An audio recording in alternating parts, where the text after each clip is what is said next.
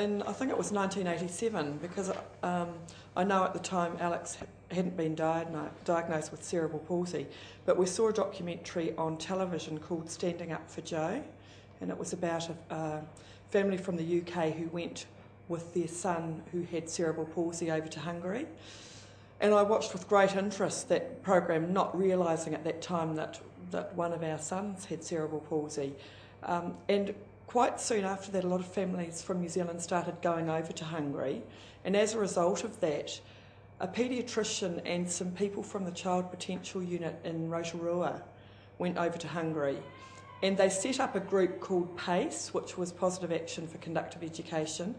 and involved in that were a number of parents whose families had been over to Hungary, and they actually came around, they moved around New Zealand and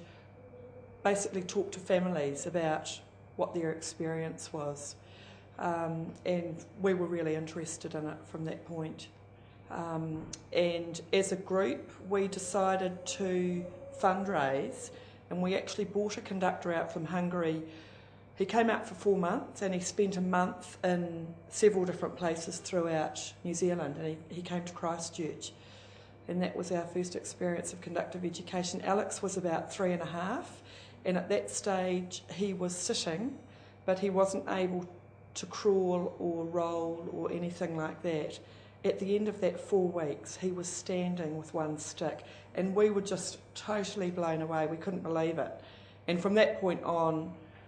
parents who had a similar experience with their child as what Greg and I did decided that we